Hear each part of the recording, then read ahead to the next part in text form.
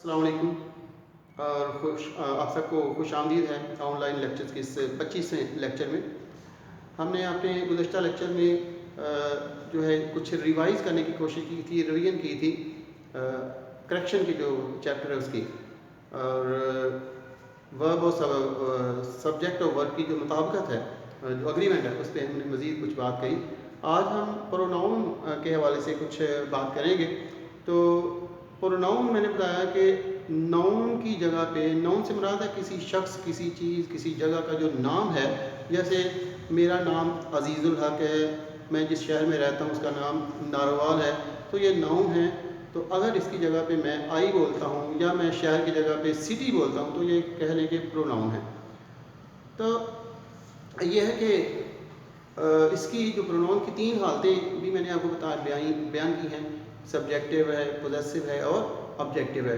और अंग्रेज़ी जुमले की जो तरतीब है वो हमेशा एक ही रहती है कि आप सबसे पहले सब्जेक्ट लगाते हैं, फिर वर्ब लगाते हैं और फिर ऑब्जेक्ट लगाते हैं। तो इसमें जो प्रॉब्लम्स हैं वो हम कुछ इसको देखते हैं, प्रोनाउन की जो गलतियां हैं उसमें। लेट का जो लफ्ज़ है इसके साथ आपने हमेशा जो है प्रोनाउन की जो है मफूली हालत, यानी लेट अस होगा, लेट हिम होगा, लेट देम होगा, लेट आई नहीं हो सकता, लेट दे नहीं हो सकता। इसी तरह लफ्ज़ जो एज है, एज के साथ आपने हमेशा सब्जेक्टिव जो हालत है प्रोनाउन की उसको इस्तेमाल करना है। जैसे he is as strong as I, as me नहीं, he is as strong as I. तो इसके लिए आपने हमेशा जो है वो सब्जेक्टिव हालत को इस्तेमाल करना है। इसके बाद एक लफ्ज़ है दैन। तो दैन जो है इसके साथ आपने आम तौर पे, हमेशा नहीं, आम तौर पे इसके बाद जो है वो फाइली हालत यानी सब्जेक्टिव हालत लगानी है। जैसे he is taller than I, he is taller than I, तो मी नहीं लगाना, he is taller than me नहीं, he is taller than I. इसके बाद इसमें एक और प्रॉब्लम है कि जो प्रेपोजिशन है, यूँ कह लें कि टू, फ्रॉम, ऑन, इन, ये सब, बाई, विद, ये सारी की सारी जो मैंने अल्फाज बोले हैं ये प्रेपोजिशंस हैं। तो जब आप जुमले में प्रेपोजिशन इस्तेमाल करते हो तो इसके बाद आपने प्रोनाउन की पॉजेसिव हालत जो है इस्तेमाल करनी है। जैसे I do not like your going out late, रात देर तक आपका बाहर जाना मुझे पसंद नहीं है।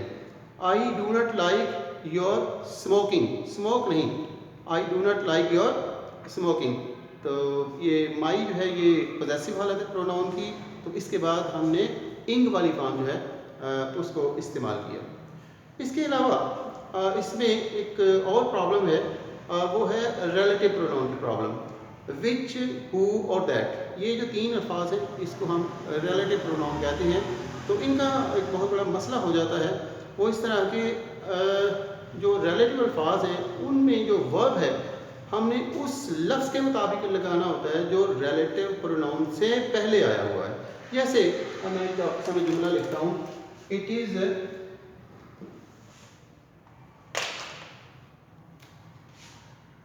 It is not I who is नहीं लगाएंगे बल्कि हु एम लगाएंगे।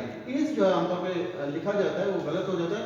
हु एम, आई जो मैंने कहा कि हु जो है ये जो कि रिलेटिव प्रोनाउन है इससे पहले वाला जो लफ्ज़ है वो आई है। तो आपने आई के मुताबिक जो है वर्ब जो है वो इस्तेमाल करना है। इसके साथ साथ ये तो आमतौर पे हमने हेल्पिंग वर्ब की बातें की हैं। तो जो प्रेजेंट इंडेफिनिट टेंस हो तो फिर जो है वो एक्शन वर्ब यानी कि गो, कम वगैरह, इसमें भी प्रॉब्लम आती है। वो इस तरह कि आपने सब्जेक्ट अगर वाहिद है तो इसके साथ एस या ई एस का इजाफा वो करना है। आई गो, यू गो, लेकिन ही गोज़, ओके ना। तो इसके बाद एक और जो मसला है हमारा इसी चैप्टर से रिलेटेड है वो है एंटीसीडेंट का। तो एंटीसीडेंट जो है बेसिकली ये प्रोनाउन का ही नाम है, लेकिन जब हम एक जुमले में इससे आगे एक और प्रोनाउन इस्तेमाल करते हैं, उस प्रोनाउन को रेफर करते हैं उससे पहले आने वाले प्रोनाउन से, तो हम कहेंगे कि वो उसका यानी उस प्रोनाउन का जो इसके बाद आता है एंटीसीडेंट है। मैं एक जुमला लिखता हूँ, आई एम डूइंग माई वर्क। तो ये आई भी प्रोनाउन है और माई भी प्रोनाउन है, तो जब हम इसके रेफरेंस से बात करेंगे तो ये जो है आई, इसका क्या हुआ, एंटीसीडेंट हुआ। ओके ना। तो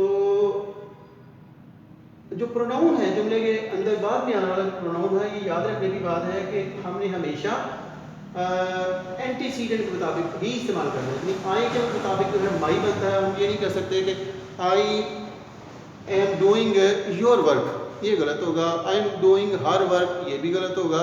तो I am doing my work, you are doing your work, he is doing his work और she is doing her work. तो ये वाला जो है हमने तरतीब जो है, तरीका जो है इस्तेमाल करना। एक और प्रॉब्लम जो है प्रोनाउन में वो ये है कि इसकी एक तरतीब होती है। हम ऐसे ही नहीं करते कि जो सा प्रोनाउन जो है मर्ज़ी पहले लगा ले। अगर एक जुमले में एक से ज़ायद प्रोनाउन आते हैं तो फिर उनको एक तरतीब से लिखना ज़रूरी है। और इसके लिए ये है कि अगर तो अच्छा काम है, पॉजिटिव काम है, तो फिर और तरतीब होगी, और अगर वो नेगेटिव काम है तो फिर इन प्रोनाउन की तरतीब बदल जाएगी। जैसे मैं कहता हूँ कि यू, ही एंड आई, इसकी तरतीब ये होगी अगर अच्छे काम है।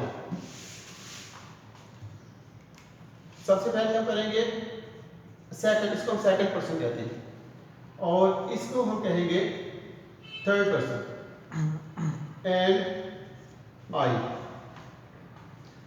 सबसे पहले हम सेकंड पर्सन को इस्तेमाल करेंगे, सबसे पहले सेकंड पर्सन को इस्तेमाल करेंगे। तो उसके बाद थर्ड पर्सन होगा, फिर फर्स्ट पर्सन होगा। आई, यू, ही एंड आई, और इसके लिए चूंकि ज़्यादा है प्रोनाउन तो हमने वर्ब जमा का इस्तेमाल करना है। तो are doing, are offering our prayer, are offering our prayer. अगर ये मनफी बात हो तो फिर हम कहेंगे कि आई को पहले ले आएंगे, I, he and you are telling a lie. तो बेटा जी आज इतना काफ़ी है, तो हम इस काम को अपने नेक्स्ट लेक्चर में मज़ीद कंटिन्यू रखेंगे। ओके, खुदा हाफ़िज़।